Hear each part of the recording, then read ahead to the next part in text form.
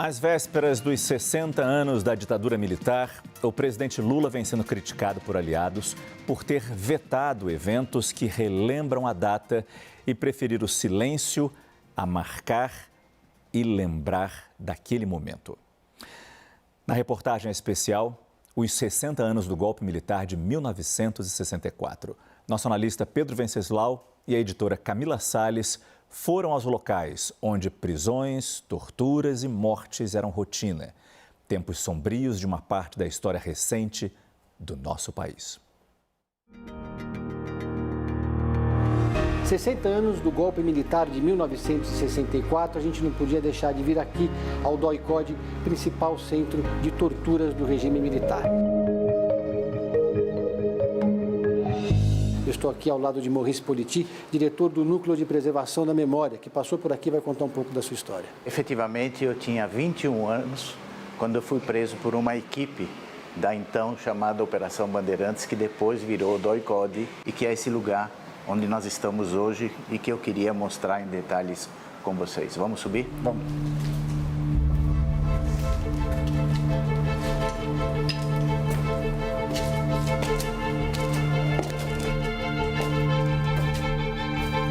Maurice, então esse era o caminho até a tortura? Exatamente. Todos os que passaram por aqui lembram dessas escadas, da cor das escadas, levando para salas de interrogatório e tortura, onde a violência ocorria toda hora. Essa aqui, então, é a maior sala aqui do prédio do DOI-CODE. O que acontecia aqui? Era conhecido como a Sala do Pau.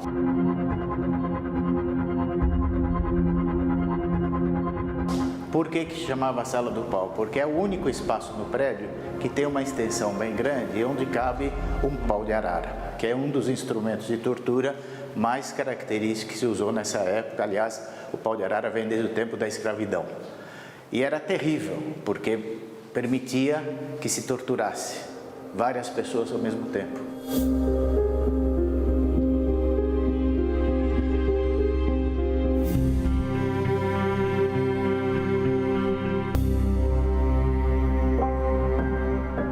Essa sala era um anexo à Sala do Pau, a sala maior onde tinha os pau de arara. Alguns sobreviventes lembram que aqui tinha uma mesa, você vê que não tem porta entre uma sala e outra, permitindo então que a pessoa sentada na mesa, que geralmente era um superior dos soldados, os cabos, os sargentos que torturavam, e que podia controlar, examinar os depoimentos, dar ordens, tortura mais ou tortura menos.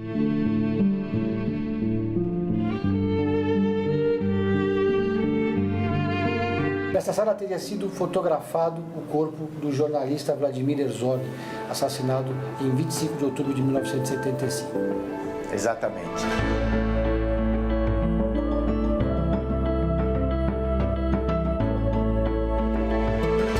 Foi nessa sala que o fotógrafo tirou essa foto, ele pendurado nessa janela.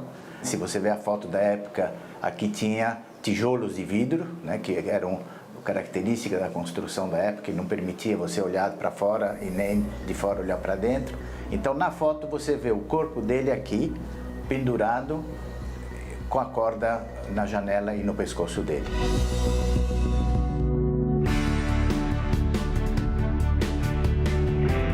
A gente está aqui no Instituto Vladimir Herzog, ao lado do seu diretor, Rogério Sotile. Rogério, conta pra gente como foi esse episódio e quem foi Vladimir Herzog. O Vladimir Herzog, um jornalista muito importante no Brasil, que tinha sempre um sonho, que era um sonho de viver numa sociedade pacificada, uma sociedade pautada pelos valores dos direitos humanos e, sobretudo, pelos valores da democracia. Ele era um defensor da democracia. No dia 25 de outubro, ele foi visitado pelas forças do DOI-CODE na própria TV Cultura para que prestasse depoimento. Ele não estava, ele mandou avisar de que ele apareceria voluntariamente para prestar depoimento no dia 25 de outubro de 1975, quando ele foi prestar depoimento e nunca mais saiu. A partir de então, a Clarice Herzog, sua companheira de toda a vida, transformou a vida dela numa luta por justiça, numa luta para que pudesse levar ao banco dos réus os assassinos de Vladimir Herzog. Encontrou nessa luta muita solidariedade e que se traduziu num grande ato ecumênico na Praça da Sé, que foi considerado o maior ato ecumênico, o maior ato público contra a ditadura naquele período e que muitos historiadores consideram o início da derrocada da ditadura. Nesse 31 de março, lideranças dos movimentos de direitos humanos cobram do presidente Luiz Inácio Lula da Silva a recriação da Comissão Nacional de Mortos e Desaparecidos, que foi desativada no apagar das luzes do governo Jair Bolsonaro. E do governador Tarcísio de Freitas, que transforme a sede do antigo Centro de Operações de Defesa Interna, o DOI-CODE, num espaço de memória. Espaço esse que hoje está completamente degradado. Houve esse tombamento feito pelo CONDEFAT e a gente esperava, nós da sociedade civil, esperávamos que em seguida esse prédio ia ser doado, ia ser transferido da Secretaria de Segurança para a Secretaria de Cultura. Infelizmente, até o momento já se passaram 10 anos e o governo do estado ainda não fez essa transferência e não temos perspectiva que isso ocorra em breve. Por isso, o Ministério Público do Estado tem uma ação civil pública correndo contra o Estado de São Paulo para que esse espaço finalmente possa se converter num museu, num memorial dedicado às vítimas da ditadura. É fundamental que o Brasil dê um passo definitivo em reconhecer os responsáveis e punir os responsáveis pelos crimes de lesa humanidade produzidos pelo golpe de 64. Durante esse ano, justamente por ser o ano que se lembra os 60 anos do golpe militar, que o governo federal toma essa decisão e recria a comissão, que é uma comissão da sociedade brasileira, não é só dos familiares. A ditadura militar no Brasil durou 21 anos. Segundo a Comissão Nacional da Verdade do governo federal, esse episódio sangrento deixou mais de 430 pessoas mortas, 210 desaparecidos e milhares de vítimas.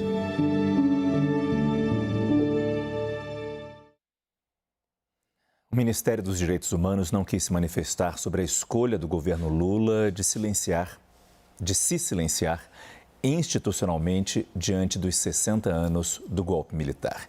Já o Ministério da Defesa ainda não respondeu ao nosso pedido. O espaço está absolutamente aberto.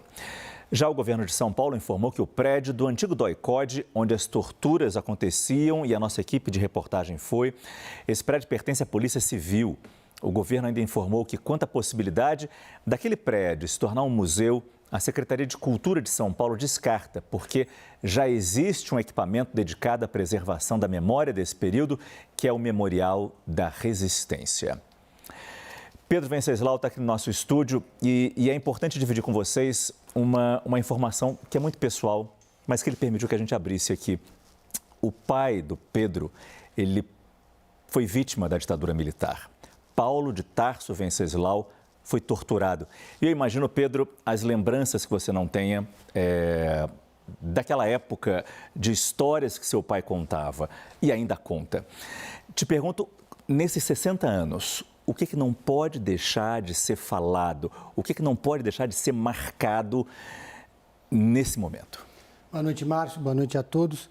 Olha, eu acho que é a normalização da violência política que foi a marca do regime militar. Meu pai, inclusive, foi torturado nesse espaço onde foi encontrado Vladimir Herzog. Aliás, eu nasci no dia 25 de outubro de 75, mesmo dia do assassinato de Vladimir Herzog. Então, eu cresci ouvindo histórias das barbaridades cometidas pelo regime militar, barbaridades cometidas pelo aparato oficial, com o aval do governo e dentro de espaços públicos do próprio governo, como era o DOI-CODE. Antes do DOI-CODE havia a Operação Bandeirantes, que era uma iniciativa financiada por empresários, que depois se institucionalizou e praticava tortura. Tem uma história curiosa. Ali ao lado do DOI-CODE, o então coronel Carlos Alberto Brilhante Ustra, que era o principal torturador, mandou construir um predinho onde ele vivia com a família dele, para ficar perto do trabalho. Me lembrou aquele filme Zona de Interesse. Então, era tão normal para eles praticar a tortura naquele momento que ele convivia com ela e a família dele ali tão proximamente. E como você analisa essa decisão, essa escolha do presidente Lula, escolha dele, porque entre alguns ministros a escolha é absolutamente diferente, mas Lula decidiu que não houvesse qualquer celebração no sentido de marcar esses 60 anos. Como é que você faz, qual é a tua visão sobre essa escolha? Olha, eu apurei que o ministro Silvio Almeida estava preparando um evento para o dia 1º de abril, seria um dos principais eventos da pasta do Ministério de Direitos Humanos, e ele foi desautorizado por ordem do presidente Luiz Inácio Lula da Silva, que também pediu que os militares não celebrassem a data do 31 de março como uma revolução, como aconteceu nos 4 anos do governo de Jair Bolsonaro. Então foi uma surpresa muito grande que afasta o presidente Lula ainda mais de determinados setores do campo progressista que o apoiaram desde 1989. É uma estratégia pragmática, ele não quis melindrar os militares, mas houve uma promessa do presidente Lula para esses movimentos, para os familiares de Herzog, de que ele recriaria a Comissão Nacional de Mortos Desaparecidos no começo do governo. Depois ele prometeu que recriaria no dia 25 de outubro do ano passado. Então havia essa expectativa por parte dos movimentos sociais, dos movimentos de direitos humanos, o que acabou não acontecendo. E agora a gente vê que não há a menor perspectiva do governo de recriar essa comissão, o que gera uma frustração muito grande, Márcio. Do ponto de vista pessoal, seu e do seu pai, como seria se vocês não falassem sobre isso? Como seria, particularmente para ele, que foi torturado naquele local, como seria se ele não pudesse contar essa história? Seria muito ruim porque é importante compartilhar com as próximas gerações, com as futuras gerações, para não deixar que essa narrativa de que não houve golpe, que houve uma revolução, prevaleça sobre a história verdadeira do Brasil. A tortura aconteceu e as novas gerações precisam saber disso, precisam saber o que aconteceu, o nível de violência do regime militar no Brasil, para que isso não se repita e para que não se conte uma história que não foi a história verdadeira. Muito obrigado, Pedro Venceslau.